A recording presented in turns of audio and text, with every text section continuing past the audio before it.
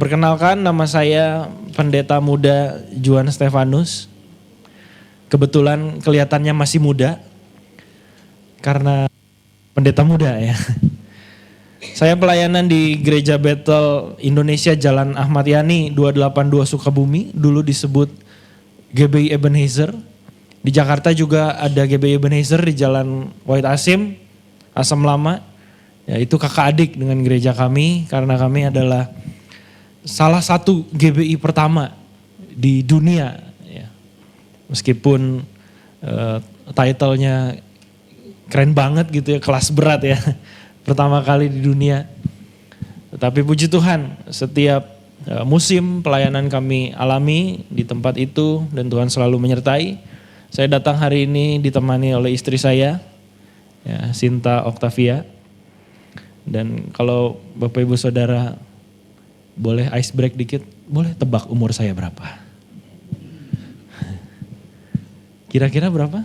Penawaran tertinggi? Umur saya 29 Bapak Ibu ya. Tapi itu 10 tahun yang lalu.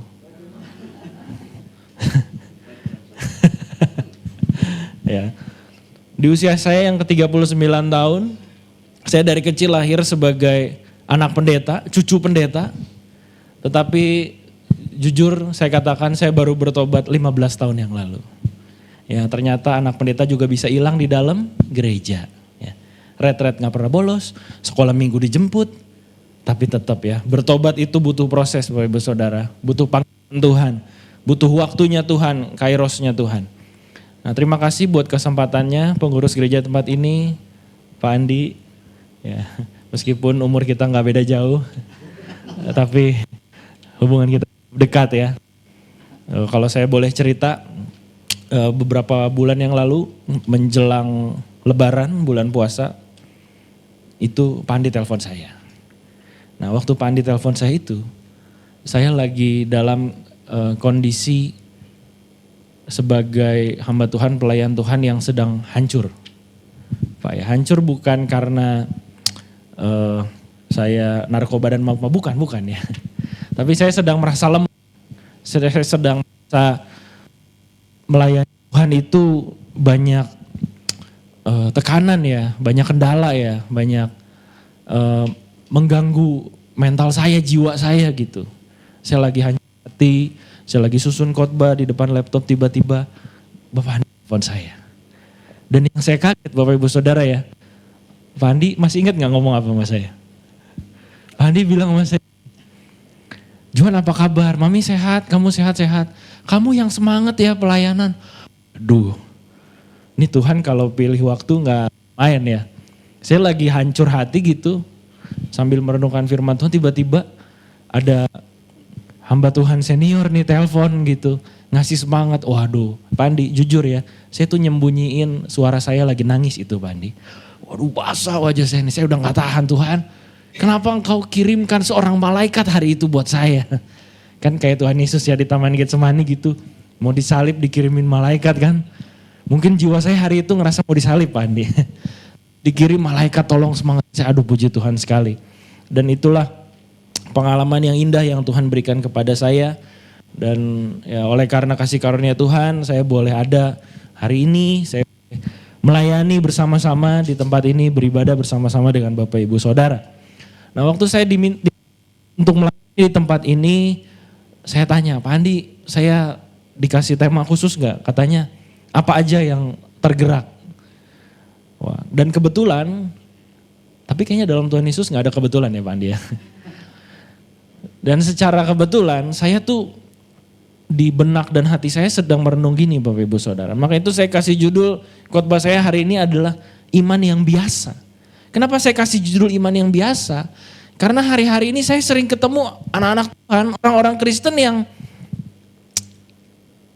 kasar bahasa gampang mereka bilang gini, jadi orang Kristen mah biasa aja.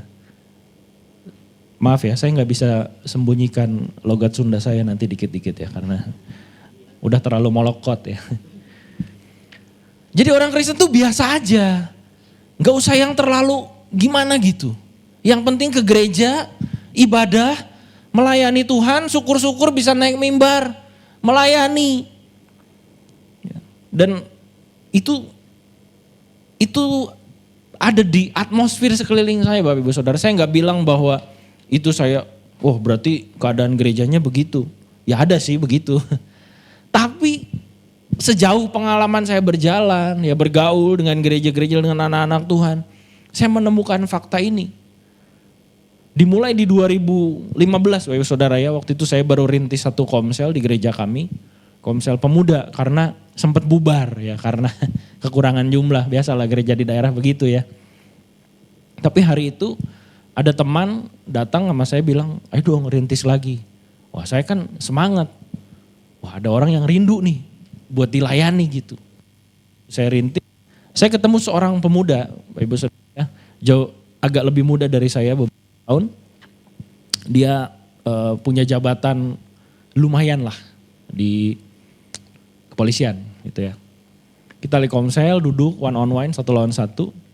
Nah hari itu kami lagi belajar dasar kekristenan. Karena kan kita mau bangun dari bawah gitu ceritanya ya.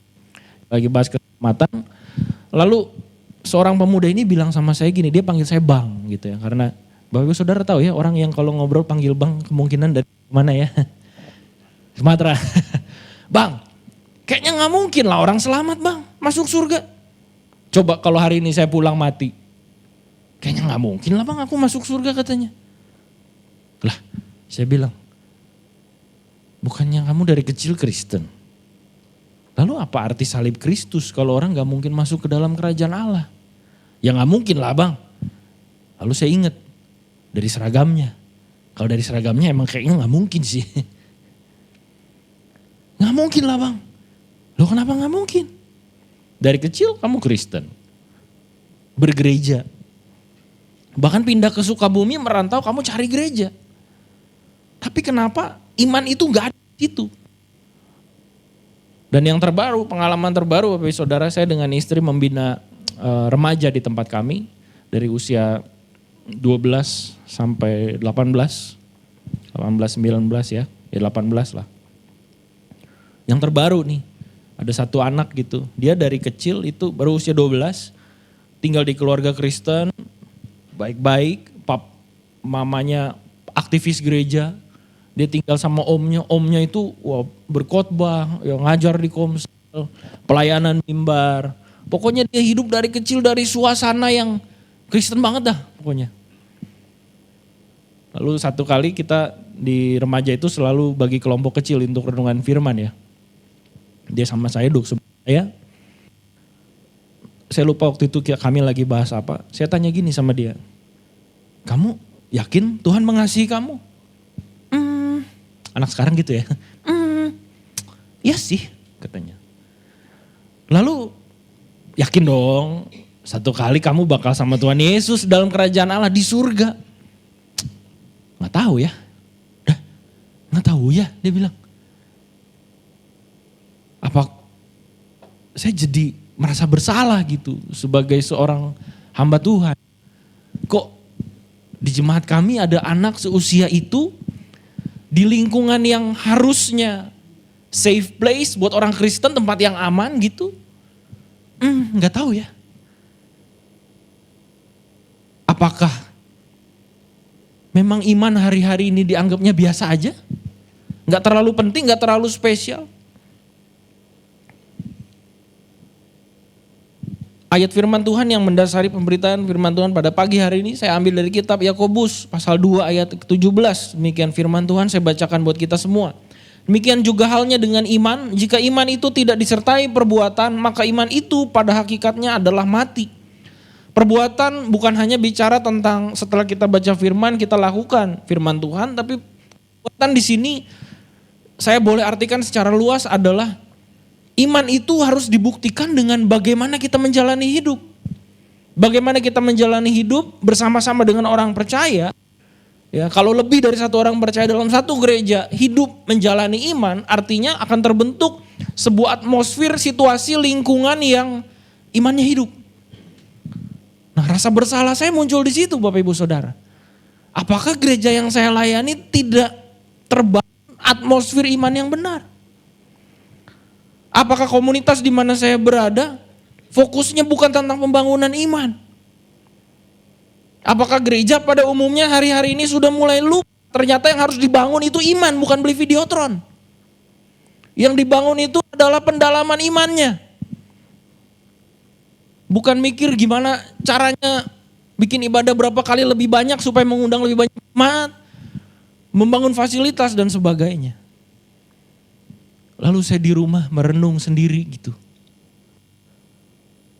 Apakah hari-hari ini orang tuh udah gak rindu lagi ke rumah Bapa ya, ke surga ya? Apakah surga hari-hari ini udah dianggap gak ada gitu? Bahkan neraka pun udah tidak dianggap nyata oleh orang dunia ini, dijadikan main-mainan. Saya lihat poster-poster konser-konser musik, ada kata-kata neraka di situ, udah jadi biasa. Merek baju ada kata-kata neraka di itu. Hellfest lah, hell apalah, hell inilah, hell itu. Emang pernah ke neraka? Emang tahu rasanya di neraka? Sampai dijadikan sesuatu, kalau anak muda pakai baju ada tulisannya hell, itu keren gitu. Itu aneh banget gitu. Kenapa hari-hari ini dunia kita kayak begitu ya? Atau apakah hari-hari ini kekristenan sedang kehilangan generasi? Ada sih generasi yang religius, ada. Religius itu dalam arti dia aktif berkegiatan agama Kristen gitu. Buktinya kalau konser-konser musik kan rame ya. Anak-anak muda gitu loncat-loncat, saya tidak menghakimi mereka. Tetapi rupa-rupanya euforia kegiatan Kristen masih ramai kok. Tapi kenapa masih kita bisa temukan orang-orang yang ragu bahwa masa sih hidup orang Kristen? Masa sih orang Kristen harus menderita? Satu kali saya lihat sebuah kesaksian yang luar biasa di YouTube dari channelnya CBN Network. Saya kaget ada sebuah gereja di India, jemaatnya 300.000 Bapak Ibu Saudara ya. Hari Minggu kebaktian 5 kali, dia punya 150 tukang masak buat kasih makan pagi, siang, sore jemaat di situ. Ya, jadi jemaat itu datang, dia bawa itu ID card buat absen ibadah. Jadi kalau hari itu dia nggak tap, nggak absen, siap-siap pastoral telepon. Kenapa dia nggak ibadah gitu ya? Lalu saya lihat gereja ini besar sekali saudara, tapi cukup sederhana ya. Duduknya cuma pakai kursi plastik, ruangan indoornya nggak cukup, dia bikin ruangan outdoor, bener-bener outdoor ya. Jadi beralaskan tanah, beratapkan langit gitu.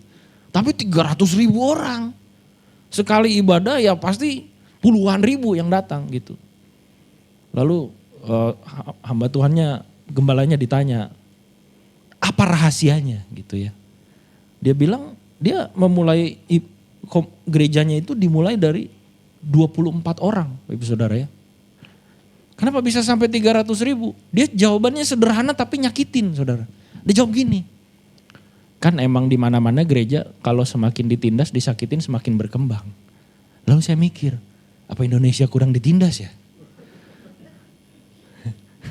Apa Indonesia kurang penganiayaan apa gitu ya? Maaf, pikiran saya emang agak begitu, agak aneh. Kenapa? Karena faktanya begitu. Di sana itu ada polisi adat Bapak Ibu.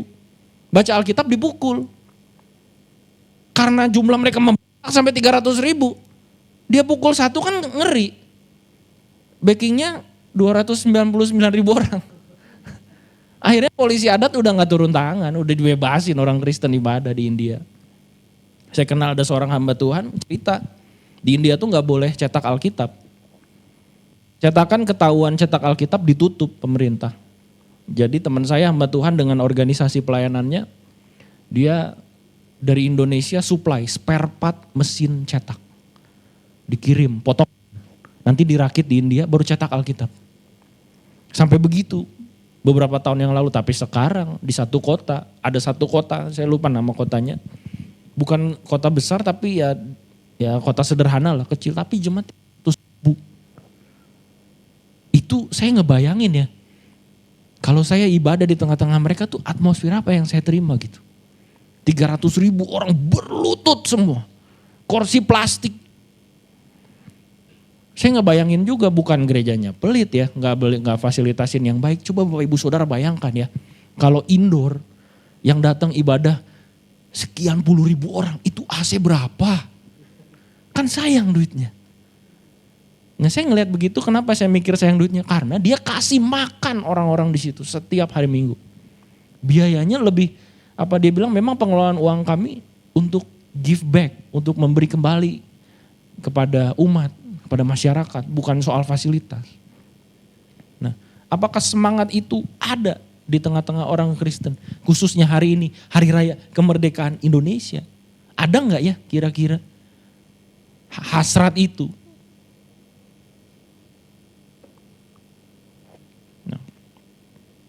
Hari ini saya mau bagikan 3 hal Bapak Saudara, apa yang saya renungkan dan saya hidupi dan Tuhan ajar sama saya 15 tahun terakhir tentang iman. Yang pertama, iman itu bukan sekedar warisan, tetapi bicara tentang perjumpaan pribadi kita dengan Tuhan. Kalau kita ngomong soal orang Kristen harus lahir baru itu tandanya bukan dicelup, bukan hanya dibaptis saja. Masuk air, tiba-tiba keluar jadi orang baik gitu. Waduh, saya juga pengen. Saya kalau pimpin katekisasi baptisan air, biasanya itu campur ya, dari remaja sampai dewasa ikut kelas saya. Saya selalu bilang begini sama mereka, siap-siap ya, nanti kalau habis dibaptis, masalahmu akan lebih banyak dari sebelum dibaptis. Kalau mau berhenti, kalau nggak mau batal baptis, mending sekarang nih pertemuan pertama. Jadi saya nggak capek, kan 12 kali. Kalau dari 12 pertemuan pertama, kayaknya kalau dibaptis jadi banyak masalah, saya nggak mau deh. Nggak apa-apa sekarang aja mending. Tapi puji Tuhan tuh belum pernah ada yang mengundurkan diri ya. Ada satu bapak, dia ikut sama saya, dia terngiang banget kata-kata saya itu ternyata. Nah waktu komsel dia bilang, saya tuh ingat banget kata-kata Pak Juan. Bener loh, saya berantem sama istri. Saya banyak masalah, saya bentrok sama mertua, saya bentrok sama saudara saya. Bapak teh ngapain judi? Kata saya gitu. Enggak. Bapak ngapain? Saya ngajak mereka persekutuan doa di rumah tuh. Coba, ngajak keluarga persekutuan doa dia berantem. Tapi puji Tuhan 2 tahun kemudian istrinya akhirnya ikut dibaptis. Dan salah satu kesaksian yang membekas di hati saya, satu kali saya komsel di rumah dia. Dia bilang gini, Pak, ternyata iman itu benar ya, timbul dari mendengar firman Tuhan. Jadi satu kali saya khotbah, saya bicara tentang bagaimana roh kita dapat mengalahkan roh jahat, roh setan sekalipun. Bahkan kalau kita kuat dan hidup benar di hadapan Tuhan, belum kita tengking, setan tuh udah pergi. Karena saya ngalamin sendiri, deket-deket sini lagi tempatnya, nggak usah saya ceritain lah ya, takutnya nanti Bapak Ibu ngeri lagi.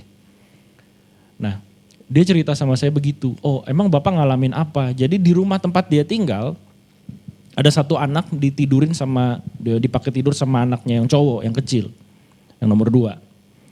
Masih remaja, kelas 4 SD lah anaknya. Tidur, semenjak pindah ke rumah itu katanya anak ini gak bisa tidur. Kalau bahasa Sunda bilang rep-repan, ketindihan ya. Setiap malam, dia tiap malam anaknya nangis, sesak napas gitu. Akhirnya bapaknya tidur berdua sama anaknya. Tiap malam itu dia bingung gimana cara nenangin ini anak ya, kok kayak diganggu terus. Lalu akhirnya dia bilang, saya ingat pemberitaan firman Tuhan di gereja.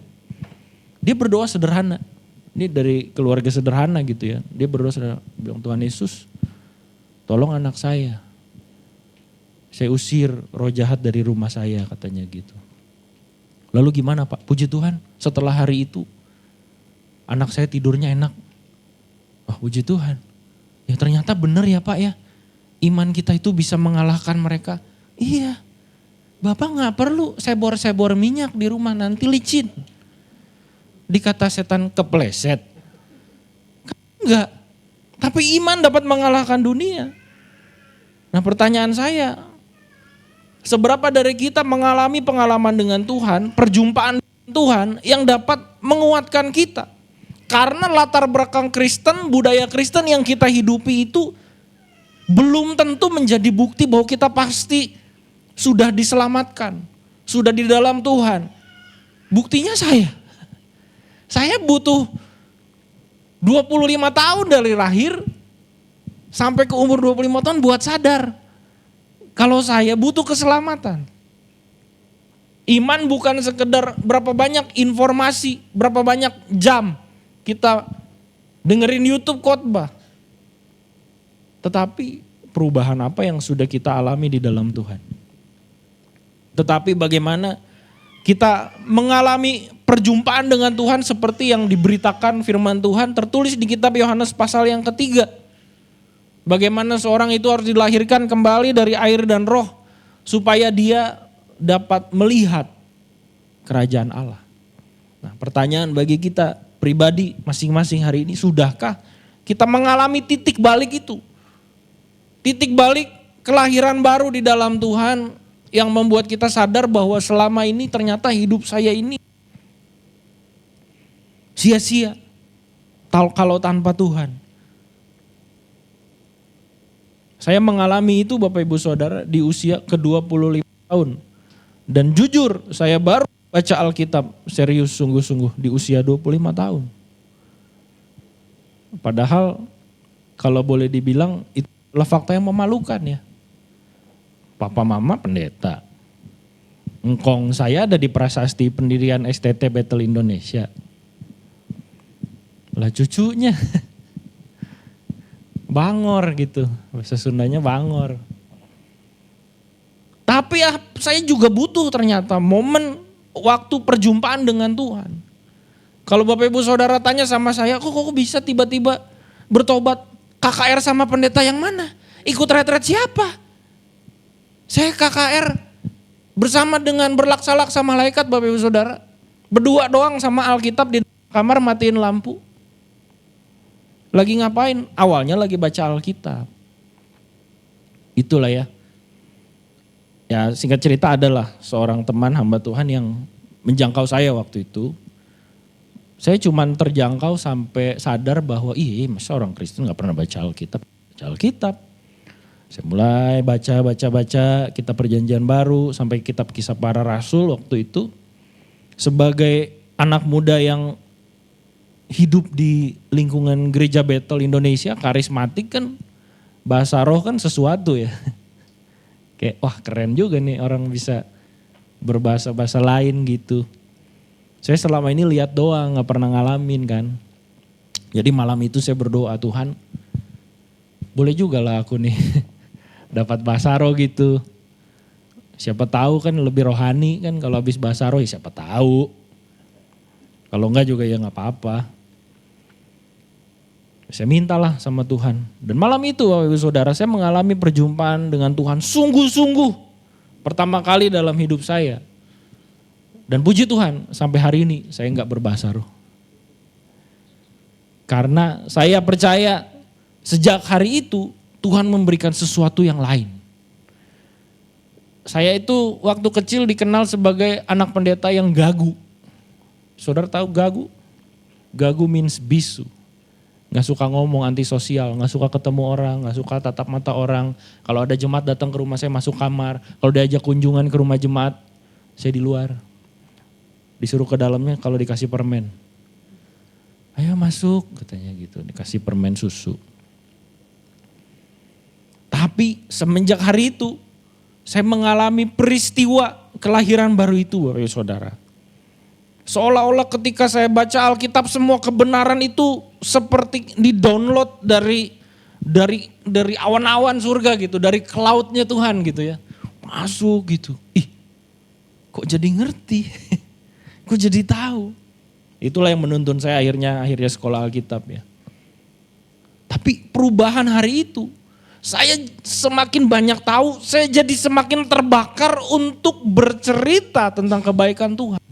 Dan pengalaman itu yang berharga buat saya, yang akhirnya menuntun hidup saya sampai hari ini. Pernah satu kali saya ketemu teman lama, reuni gitu, saya sampai disuruh berhenti ngomong. Karena kita duduk satu meja nih, saya ceritain tentang kebaikan Tuhan. Kenapa Tuhan begini? Bisa gak ngomong yang lain aja? Katanya gitu. Begitu dia suruh saya ngomong yang lain, saya berhenti ngomong, saya gak mau ngomong. Orang saya gak punya omongan lain, saya gak punya bahan lain. Mau ngomong apa? Bola, paling juga begitu-begitu doang. Ditendang, ditangkap. Mau ngomong apa lagi? politik, emang ngerti? Ya ngerti sih. Cuman buat apa?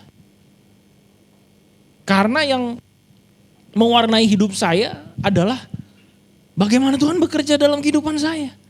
Dan perjumpaan itulah yang mengubahkan saya Bapak Ibu Saudara. Nah sudahkah Bapak Ibu Saudara berjumpa secara pribadi dengan Tuhan? Dan saya percaya orang yang berjumpa dengan Tuhan secara pribadi, perbuatannya, kehidupannya mencerminkan iman yang dia percaya. Maka itu di poin yang kedua, bicara tentang begini saudara. Iman bukan sekedar percaya di hati, tetapi hidup di dalam ketaatan. Seperti tadi di awal saya katakan, saya adalah orang yang gak pernah bolos retret ya dari kecil ya, dari remaja. Nah, saya kan remaja berarti di akhir tahun 90-an. Nah itu masih tren-trennya ini loh. Ini sorry ya, aduh kalau ada yang pernah ngalamin atau tersinggung, tapi itu saya alamin bener ya. Ini saya cerita pengalaman saya. Saya hidup di zaman dimana kalau belum terima basaro tuh gak keren gitu. Akhir tahun 90 kan gitu. Ya jadi kalau di retret itu udah dipegang pala, didorong, saya gak tahu tuh didorong Roh Kudus apa didorong dia gak tahu saya. Saya kan tutup mata saya kan. Dijatoin gitu ya. Ini dingin karena retretnya di puncak apa emang di jamaah Tuhan nih. Soalnya kan digiring opininya katanya ada kesejukan dari Roh Kudus gitu. Mana di depan lagi nyetel Piala Dunia Brasil Prancis. Di tempat retret tuh waktu itu tuh. Nah saya tuh waktu didoakan di retret-retret seperti itu ya. Saya ingat nih biasanya doa-doanya tuh kamu percaya gak? Percaya gak? Gitu. Percaya gak kepada Tuhan, kepada Roh Kudus? Kalau percaya nanti dapat bahasa roh. Ingat kata kuncinya Bapak Ibu Saudara ya, buka kerannya. Gitu biasanya kalau di retret, buka kerannya. Saya kan gak ngerti ya. Gak pernah belajar firman juga benar-benar gitu, gak serius gitu. Jadi waktu didoakan seperti itu, saya mesti ngapain sih gitu, udah tutup mata aja gitu, tutup mata. Nah setelah dewasa saya baru paham.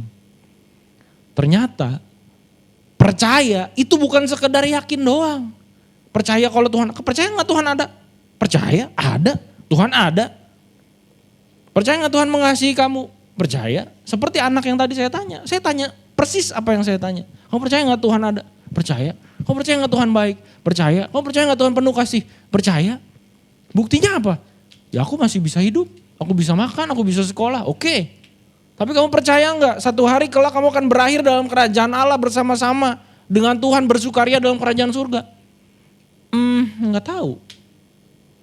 Kenapa? Karena kepercayaan itu dibangun dengan dasar bahwa yuk kita yakin bahwa Tuhan itu ada. Padahal keyakinan atau kepercayaan yang Alkitab yang firman Tuhan inginkan adalah kepercayaan yang aktif bukan yang pasif. Kepercayaan yang dibangun dengan pembuktian. Kalau dunia bilang kita mau percaya harus lihat buktinya. Tapi kalau iman bicara Tuhan sudah buktikan. Kamu mau percaya atau enggak. Dan kita membuktikan kepercayaan kita di dalam perbuatan. Ya, Yohanes 2:17 tadi. Perbuatannya apa? Yang taat. Hidup dalam pertobatan. Hidup dalam kasih yang nyata. Saya seringkali di dalam pelayanan, dalam berkomunitas, saya berjumpa dengan orang-orang yang berapi-api ketika dia berkata, ya saya percaya kepada Tuhan, Tuhan kan gini. Saya sering pancing saudara ya. Ini percayanya maksudnya gimana nih? Ya kan, saya kan kadang di Komsel suka ditugasin jadi host, jadi tukang mancing kan. Maksudnya percayanya gimana nih? Yakin, percaya, hakul yakin atau gimana nih? Iya, saya yakin dengan segenap hati saya. Lalu saya giring kepada firman Tuhan Yeremia 17 ayat yang ke-9. Bapak tahu gak saya bilang?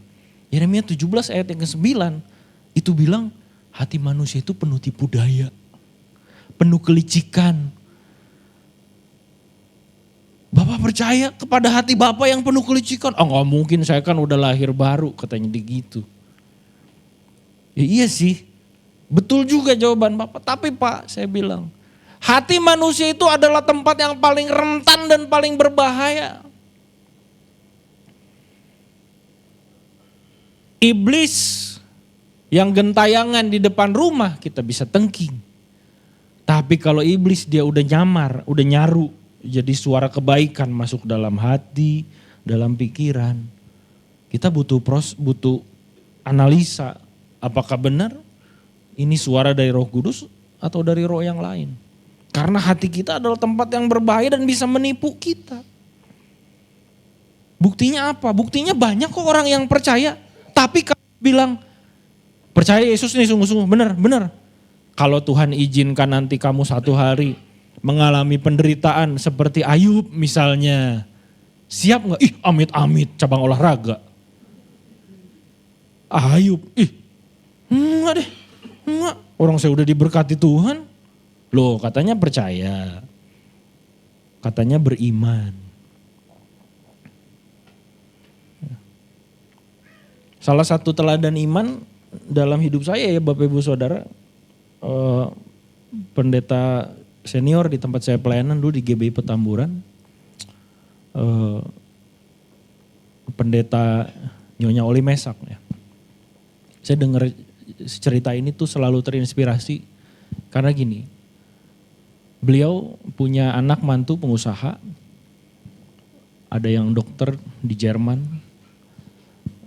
Pokoknya anak-anaknya diberkati Tuhan. Satu kali anak-anaknya tuh patungan, mau beliin mamanya mobil. Mobil mewah lah, saya gak perlu sebut.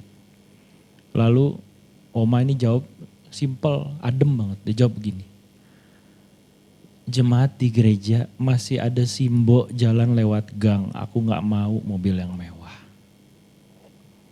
Akhirnya ya kayak mobil biasa lah, biasa-biasa gitu. Wah, saya bilang ini baru iman. Dia tidak memikirkan apa yang tubuhnya harus terima. Satu kali dia di usia yang cukup lansia gitu, masuk ke suku pedalaman sama LAI bawa Alkitab saudara. Kayaknya saya juga males gitu meskipun masih muda ya. Tapi Tuhan tuh giring dia sampai ke sana loh. Melayani Tuhan. Nah itu baru percaya yang dibuktikan. Waduh. Ternyata pergumulan besar kita bukan melawan roh-roh di udara kata Alkitab. Tetapi melawan darah dan daging. Darah dan daging siapa? Dimulai dari darah dan daging kita. Kita mau enggak ikutin taat sampai sejauh itu? Bahkan kata Alkitab taat sampai mati di kayu salib. Yohanes 3 ayat 16 kan berkata ya, karena begitu besar kasih Allah akan dunia ini sehingga ia mengaruniakan anaknya yang tunggal supaya setiap orang yang percaya kepadanya tidak binasa melainkan beroleh hidup yang kekal. Nah ayat ini kalau nggak dilengkapi dengan Yohanes 3 ayat 36 jadinya diverse, jadinya distorsi, jadinya bikin orang Kristen arahnya salah kalau menurut saya pribadi. Ini perenungan saya. Kita saya dari kecil digiring buat percaya gitu. Yakin. Ibaratnya ya orang yakin, orang percaya itu begini. Alkitab saya covernya warnanya hitam. Tapi kalau saya dari lahir dididik oleh orang tua dan sistem pendidikan yang bilang ini Alkitab warnanya merah. Sampai besar, sampai dewasa saya akan bilang Alkitab saya warnanya merah. Nanti ada orang datang dari negara lain bilang, itu salah, itu ngaco. Alkitab kamu tuh warnanya hitam. Enggak, saya tahunya dari kecil ini warnanya merah, bukan hitam. Nah, kalau iman hanya berhenti sampai percaya dan diyakini bertahun-tahun. Dan kita nggak tahu kalau ada sisi koin yang lain dari Yohanes 3:16 yaitu ayat 36. Barang siapa percaya kepada Yesus, kepada anak, ia beroleh hidup yang kekal. Yohanes 3 ayat 16 berkata seperti itu. Tetapi barang siapa tidak taat, ia tidak akan melihat hidup. Melainkan murka Allah tetap ada padanya. Ayat ini yang selalu bikin saya itu curiga sama diri saya sendiri. Jangan-jangan saya belum selamat waktu itu. Dan ini yang saya coba juga sampaikan kepada siapapun yang berbicara atau ngobrol atau sharing sama saya. Yakin gak? udah sampai tahap percayanya tuh mau taat. Karena kalau berhenti sampai yakin doang, jangan-jangan kita belum selamat. Gak ada salahnya Bapak Ibu Saudara ya kita mencurigai diri sendiri. Memang keselamatan itu di dalam Kristus.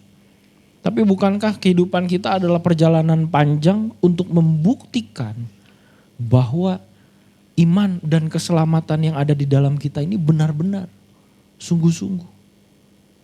Keyakinan itu datang dari mana? Datang dari poin yang pertama tadi, perjumpaan dengan Tuhan. Jangan sampai kita jadi Kristen bertahun-tahun, rajin gereja, memberi, melakukan perbuatan baik. Tapi kita tidak pernah mengalami satu momen khusus perjumpaan dengan Tuhan yang bikin kita yakin bahwa aku ini diselamatkan Tuhan.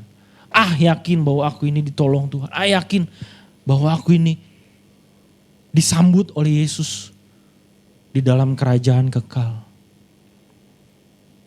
Saya pun juga dari momen yang tadi saya ceritakan, saya juga butuh berkali-kali waktu momen-momen peristiwa peneguhan dari Tuhan. Apakah pertobatan saya ini hanya sesaat dan sebagainya. Sampai satu kali, ini pengalaman pribadi saya itu suka ikut doa malam di gereja tempat saya pelayanan dulu ya. Doa malam ini sangat populer di gereja kami. Semalaman ceria soalnya sampai jam 5 pagi ya. Saking populernya tuh yang hadir itu pengerja 2, anak seminari 2, sama saya 2 sama teman saya. Populer banget kan tuh. Doa semalaman.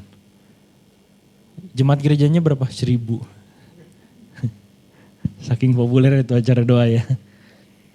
Di dalam acara doa itu ada hamba Tuhan yang mendampingi kami.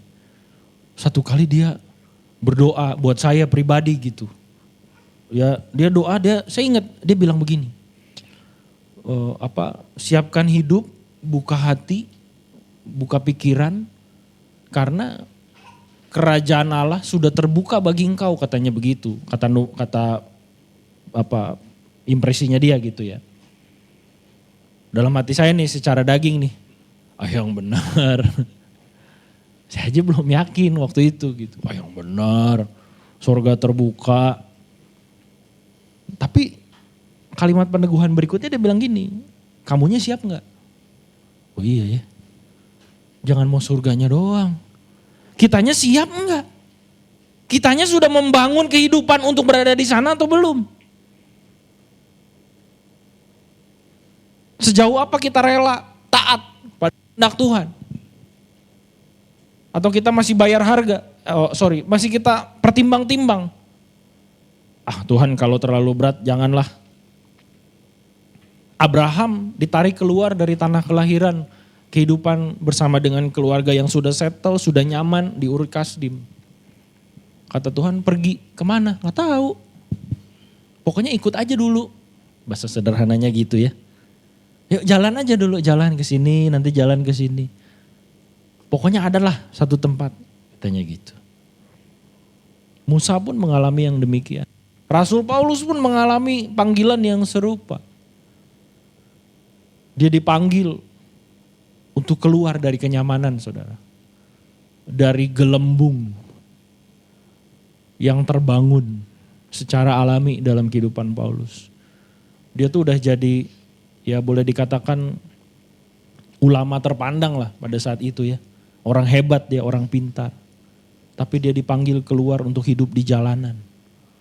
Ya, saya pakai kata hidup di jalanan karena sangat berbanding terbalik dengan kehidupan sebelumnya. Sebelum dia bertobat, mengalami perjumpaan dengan Tuhan. Dia ditarik dari tempat yang aman dan nyaman kepada tempat di mana kehendak Tuhan ada. Saya nggak bilang tempat di mana kehendak Tuhan ada tuh pasti banyak penderitaan. Ya belum tentu juga. Tetapi kalau Tuhan tantang kita hari ini keluar dari gelembung kenyamanan dan keamanan kita, siap enggak? Itu tantangan Tuhan. Kalau kita mau dengar, kalau kita mau tahu, kalau kita mau responi gitu, maksud saya. Maaf kata, hari-hari ini saya masih sering kali berhadapan dengan fakta di mana banyak, ya saya bilang banyak karena memang sering ketemu orang-orang Kristen yang berpuas ketika ya sudah menikah, anak-anak sekolah dengan baik, lalu anak-anaknya nanti besar, pekerjaannya bagus, lalu anak-anaknya itu menikah, lalu anaknya menikah jadi punya cucu, ya nanti cucunya sekolah pinter. Ya ada di siklus itu aja.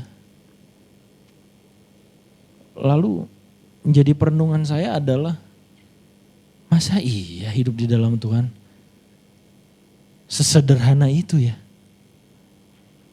Apa iya ya? Apa enggak semua orang gitu? Mungkin salibnya beda kali.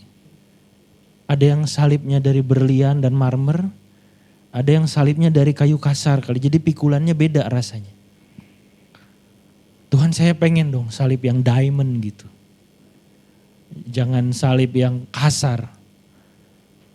Kok kayaknya, jujur ya Bapak Saudara, pertama kali saya sungguh baca Alkitab Matius, Markus, kitab Matius, Markus, Lukas, Yohanes. Saya berhenti sampai Yohanes waktu itu. Saya bilang berdoa sama Tuhan begini, Tuhan, kok aku baca Alkitab dari Matius, Markus, Lukas, Yohanes isinya kayak orang diajak bunuh diri. Perasaan kemarin di gereja dari kecil denger khotbah kayak berkat. Diberkati, sukses, jadi kepala bukan ekor. Kenapa Matius, Markus, Lukas, Yohanes rasanya kayak disuruh bunuh diri? Ini yang salah di mana nih? Jadi saya doa begitu sama Tuhan. Sampai akhirnya saya menemukan jawabannya bahwa tujuan yang besar yang Tuhan berikan kepada kehidupan kita adalah bukan menjadi sesuatu yang besar di dalam dunia ini. Karena tujuan besar yang Tuhan berikan kepada setiap orang percaya, itu bukan soal kita jadi pemimpin perusahaan, OB. Karena iman yang Tuhan berikan kepada kita pada poin yang ketiga membawa kita kepada tujuan yang kekal. Ibrani 11 ayat 6 dan ayat 16 demikian firman Tuhan. Tapi tanpa iman tidak mungkin orang berkenan kepada Allah. Sebab barang siapa berpaling kepada Allah, ia harus percaya bahwa Allah ada dan bahwa Allah memberi upah kepada orang yang sungguh-sungguh mencari Dia. Lalu di ayat 16 dikatakan, tetapi sekarang mereka merindukan tanah air yang lebih baik, yaitu satu tanah air sorgawi. Sebab itu Allah tidak malu disebut Allah mereka, karena Ia telah mempersiapkan sebuah kota bagi mereka. Ibu saudara ya. Jangan sampai kita jadi kelompok orang Kristen ikut Yesus yang kerinduannya sudah luntur kepada kerajaan Allah, kepada rumah Bapa Sorgawi. Kenapa luntur? Yaitu sibuk dengan agenda, sibuk dengan target pribadi.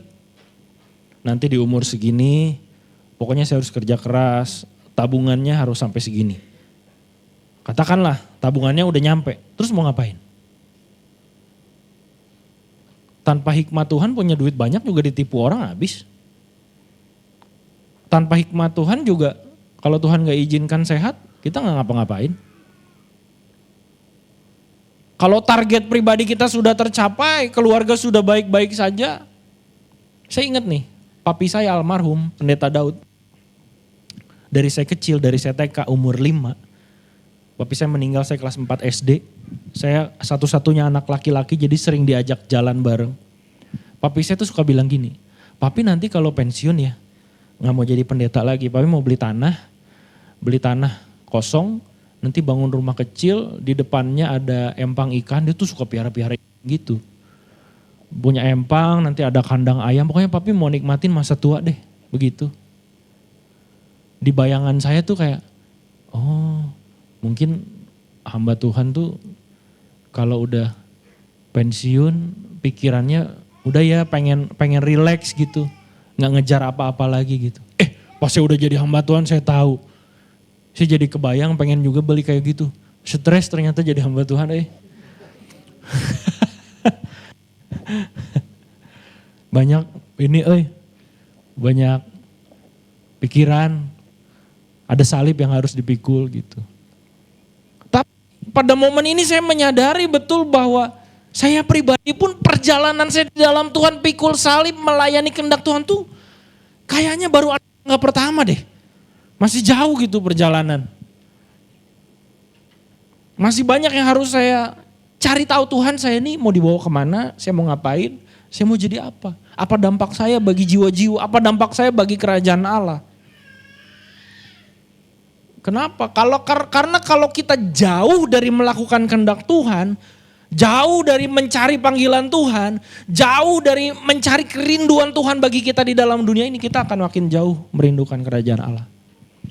Kita akan semakin jauh pemikiran kita dari menganggap bahwa pentingnya masuk dalam kerajaan Allah. Jangan sampai kita dibuai oleh kepercayaan saja. Oh ya saya percaya, saya yakin pasti masuk surga, amin gitu. Kalau kita berhenti sampai situ dan kita tidak melakukan kehendak Tuhan, kita tidak taat. Jangan-jangan kita akan masuk ke dalam fase musim kehidupan yang surga udah gak menarik lagi. Kerajaan Allah sudah tidak menarik lagi. Memuliakan Tuhan yang sejati adalah tanpa distorsi, tanpa racun, tanpa gangguan dari keinginan-keinginan duniawi.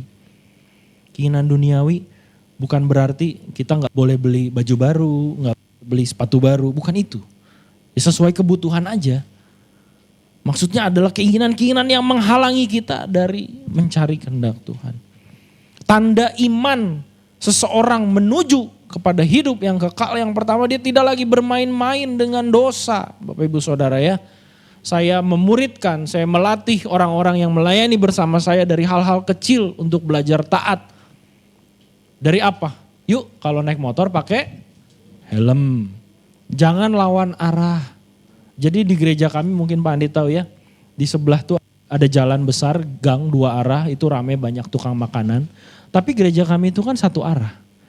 Nah jadi kalau mau ke arah belakang itu kita harus muter ke lampu merah ke bawah gitu ya.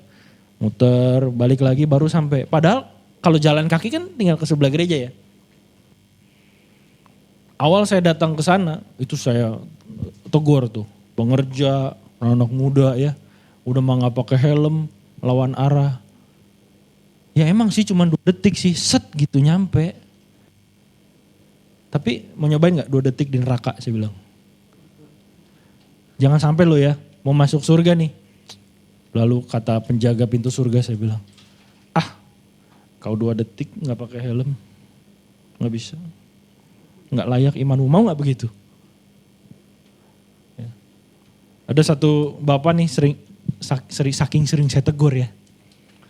Dia kalau ke gereja nih parkir motor saya dia bilang gini, Pak saya bawa helm 2. Wih. Jadi kalau ada yang mau pulang nanti saya antar pakai helm. Nah gitu. Itu hal kecil loh saudara. Tetapi gaya hidup kerajaan Allah kan bicara tentang apa yang kita lakukan. Iman tanpa perbuatan adalah mati. Perbuatan yang mana? Hebat berkhotbah gitu. Tapi kalau pulang gereja nanti lawan arah juga. Ngapain khotbah? Kalau kita gak jaga hidup, lalu kita mau bilang kita adalah orang Kristen yang luar biasa dan sebagainya. Mari kita buktikan juga dengan hidup kita, tidak hanya dengan perkataan. Yang kedua, mari kita belajar mengasihi Tuhan sungguh-sungguh, bukan hanya sekedar aktif secara religius, beragama, bergereja. Ada satu pujian yang kena banget di hati saya minggu lalu gitu. Waktu saya beribadah di gereja ya. Yang refnya bilang kan, bagimu Tuhan seluruh hidupku, pakailah Tuhan bagi kemuliaan. Itu kan lagu kalau direnungi, aduh nusuk banget ke hati itu lagu. Tapi maaf kata nih, orang kan kalau di gereja ya, bagimu Tuhan seluruh hidupku, ambil HP. Pakailah Tuhan. Itu kenyataan orang Kristen masa kini loh.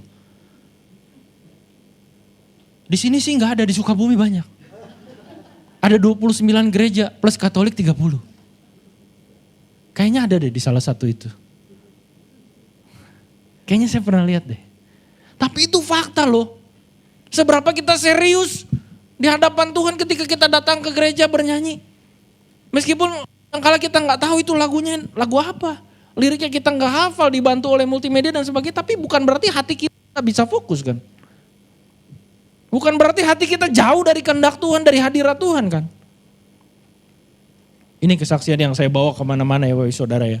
Satu kali saya mau ibadah sebagai jemaat di ibadah youth di tempat saya pelayanan dulu di Petamburan.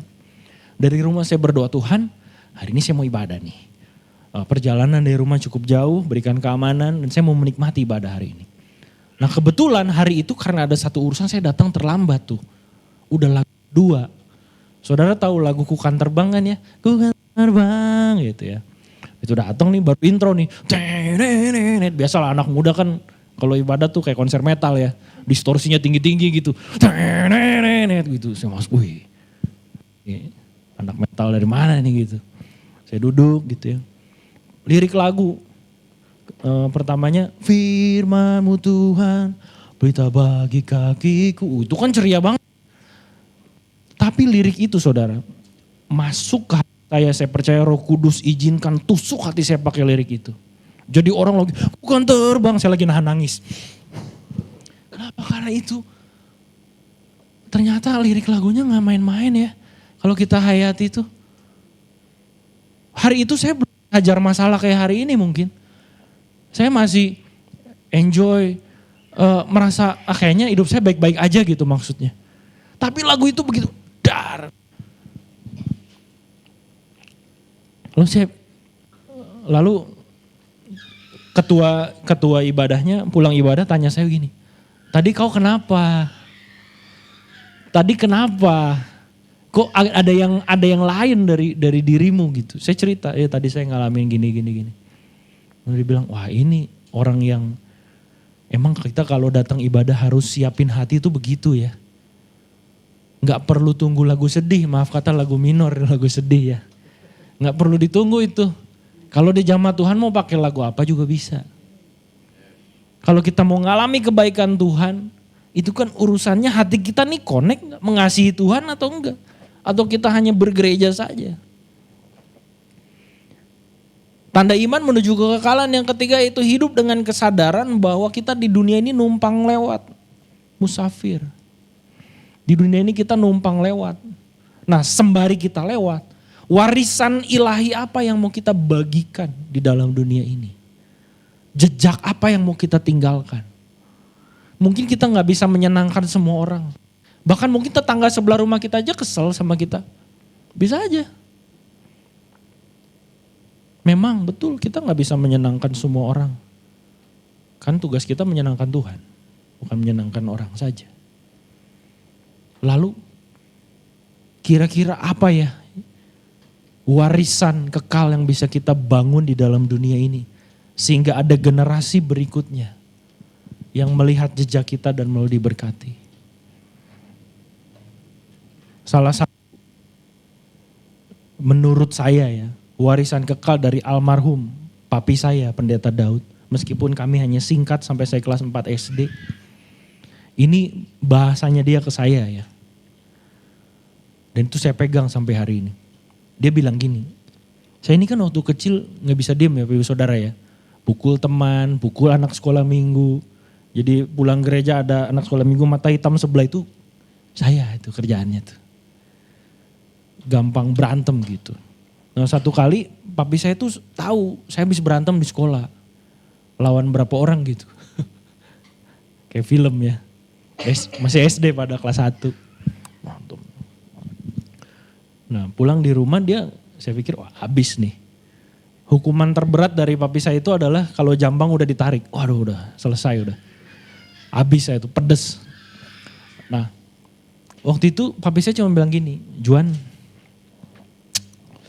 kamu tuh ya boleh melakukan apa aja. Tapi satu yang kamu gak boleh lakukan. Jangan pernah bikin malu papi. Wah, saya pikirin itu. Iya ya, bapak gue kan pendeta. Masa ya dibikin malu, mukul anak jemaat di gereja. Itu makin gede tuh nempel tuh. akhirnya sampai kepada perenungan Bapak Ibu Saudara ya. Kayaknya Tuhan ke kita juga gitu deh. Gak cuman papi saya doang. Kayak Bapak di surga ke kita juga gitu deh. Jangan bikin malu. Bapak di surga kan disuruhnya memuliakan, bukan memalukan. Memuliakan itu bicara tentang bagaimana pribadi Tuhan itu semakin terlihat besar di dalam kita. Semakin terlihat mulia. Semakin orang melihat kita bahwa ini orang Kristen nih nyembah Tuhan Yesus. Hidupnya gini ya, oke ya, beda ya.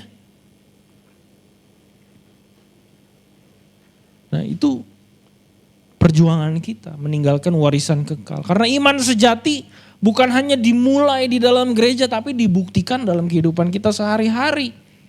Bukan hanya sekedar yakin, amin pasti masuk surga. Tetapi merindukan hidup yang sesuai dengan kehendak Tuhan dimulai kapan? Hari ini. Jangan tunda lagi. Jangan tunda cari tahu panggilan Tuhan. Mungkin hari ini Bapak Ibu Saudara sedang menjalani kehidupan yang baik-baik saja, aman, gak ada badai, semuanya baik-baik, semuanya tercukupi. Saya gak mengajak Bapak Ibu Saudara untuk pikul salib yang lebih kasar dan lebih berat gitu. Tetapi saya mau mengajak, yuk kita datang secara pribadi masing-masing kepada Tuhan dalam jam-jam doa. Bertanya kepada Tuhan, apalagi ya yang bisa saya lakukan bagi Tuhan? Apalagi ya yang saya bisa kerjakan, yang dampaknya bisa bawa orang kepada Tuhan gitu. Satu kali kesaksian saya terakhir tahun 2018, ada seorang hamba Tuhan ajak saya pelayanan. Pelayanannya ngajar agama Kristen buat anak-anak yang di sekolahnya gak ada agama Kristen, saudara. Jadi saya ngajar, namanya waktu itu saya masih jauh lebih muda, berapi-api, semangat gitu ya melayani. Sekarang juga masih semangat melayani. Saya gak nanya, dibayar gak gitu. Kan dari rumah ke tempat ngajar jauh. Saya gak tanya, pokoknya berangkat gitu. Kadang kita datang muridnya gak ada. Kadang kita datang ruangannya gak ada.